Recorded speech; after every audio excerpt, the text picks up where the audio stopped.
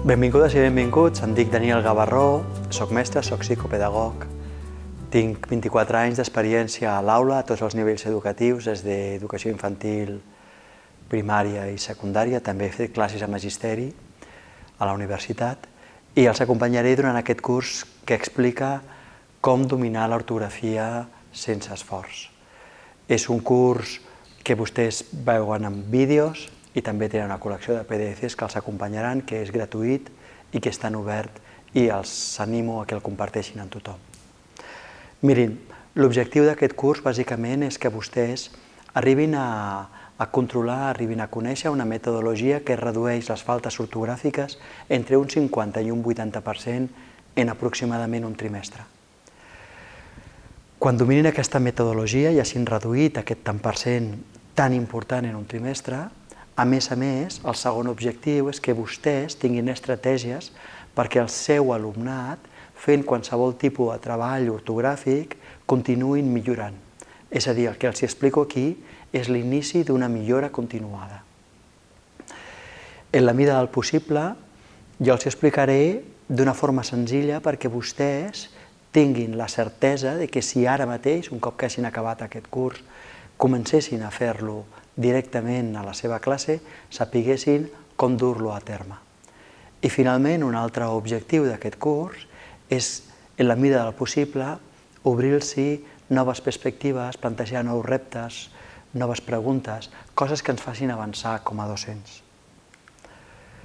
Centrem-nos, doncs, en l'ortografia i la meva pregunta és: quins problemes habituals han tingut vostès? Quins problemes habituals heu tingut a la classe? I jo me'ls sé perquè jo els he tingut. I per tant sé que vosaltres heu tingut moltes hores d'ortografia, moltes hores. Cada setmana 40 minuts d'ortografia a primer, a segon, a tercer, a quart, a cinquè, a sisè i així successivament. I tanmateix, moltes vegades hi ha un grup d'alumnes que ho fan bé i un grup d'alumnes que ho fan malament. I els que ho fan malament mai no passen al grup dels que ho fan bé. I a més tinc altres dubtes com no sé si ho he de corregir tot. I a més tinc altres problemes com que hi ha nens i nenes que tenen manca d'atenció o que no estan motivats. Però la meva pregunta és com jo podria estar motivat, com podria estar motivada si sé que faig tots els deures que em mana el professor o la professora, si faig els quadernets, si faig els dictats i tanmateix no milloro. Per la qual cosa entenc que moltes vegades quan els nens i les nenes arriben a tercer de primària, quart de primària, cinquè, o a secundària o a sisè, no estiguin motivats per l'ortografia, especialment si no aconsegueixen sortir-se. Un altre problema molt habitual a tots els centres és que la gent està d'acord sobre en quins materials hem de fer servir, però no ens hem posat d'acord en la metodologia en si mateixa. La metodologia no està consensuada. El que sí està consensuat és el material que fem servir, els quadernets que fem servir, el llibre que fem servir, però no l'enfocament psicopedagògic.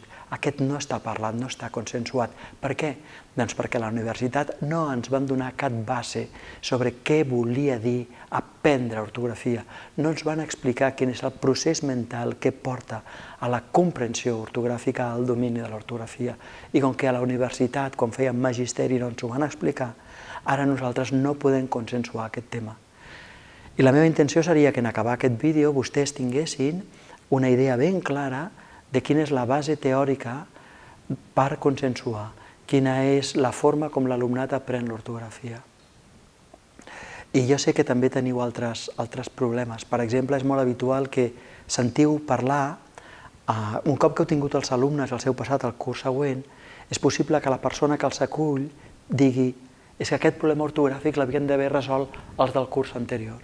I això és una mena de pilota.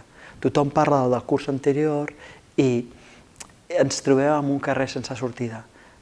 Llavors, un altre problema que també tenim, un altre problema molt habitual, és que nosaltres valorem l'ortografia a llengua, però i què passa amb les altres matèries? També l'hem de valorar?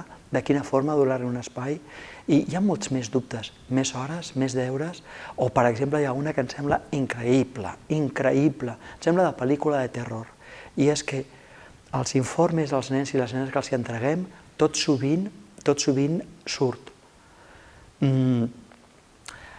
Fulanito, menganita, domina les normes ortogràfiques, però no les aplica. I aquest és un problema que jo trobo que és espectacular, perquè què significa que domina les normes ortogràfiques si no les aplica? Si no aplica les normes ortogràfiques és que no les domina. I amb això el que estic d'alguna forma dient és que si vosaltres, si tu que m'estàs escoltant, si vostès que m'estan escoltant, que estan veient aquest vídeo, es reconeixen en algun d'aquests problemes, són aquests problemes els que jo també he tingut, són aquests problemes els que ara resoldrem, són aquests problemes els que nosaltres abordarem i d'alguna forma nosaltres amb aquesta formació mirarem com els podem resoldre. Perquè jo sé que nosaltres hem fet una col·lecció d'activitats. I vull que em digueu si aquestes activitats a vosaltres també us sonen, si també les feu a la classe. Sovint hem fet dictats preparats, dictats muts, dictats per parelles. Sovint posem la lletra que falta. Expliquem i exercitem les normes. Copiem les paraules que un nen o una nena ha escrit malament en un dictat, doncs les copia 15 vegades ben escrita. Parèntesis. A vegades les intenta copiar ben escrita i de tant en tant les escriu bé, de tant en tant les escriu malament i després, durant aquest curs, entendreu el motiu i sabreu com resoldre-ho. Altres activitats que fem, sopes de lletres, jocs de paraules, paraules creuades, buscar el diccionari, classificar les paraules, deduir les normes a partir de la classificació de les paraules, els fem llegir, els fem buscar famílies de paraules, els fem fer quaderns d'ortografia, exercicis d'ortografia del llibre, etc. etc. I què és el que ens trobem? El que ens trobem bàsicament és la meitat de la classe sí aprèn i l'altra meitat de la classe no aprèn. I jo vull fer una reflexió que és la següent, per anar tancant aquesta primera lliçó, aquest primer vídeo que és d'introducció. Quan jo era petit, anàvem a una escola franquista on érem 45 nens a la classe. D'aquests 45 nens a la classe, la meitat van passar a BUP, perquè dominàvem l'ortografia, però l'altra meitat no van passar a BUP, perquè aquella altra meitat no dominava l'ortografia. Quan jo he fet memòria, me n'he adonat que les activitats que els meus profes quan jo era petit em van proposar eren exactament les mateixes que jo proposava al meu alumnat. Si les activitats que jo vaig fer quan era petit només servia per la meitat, per què ara que soc profe pretenc que repetint aquestes mateixes activitats que només servien per la meitat, ara màgicament serviran per tots? Això és impossible. Si faig el que sempre he fet, obtindré el resultat que sempre he obtingut. I el resultat que sempre s'ha obtingut a ortografia sempre ha estat que una meitat ha après i l'altra meitat no aprèn. I el nostre objectiu ha de ser centrar-nos en els que no aprenen perquè puguin arribar a aprendre i a passar al grup dels que sí aprenen.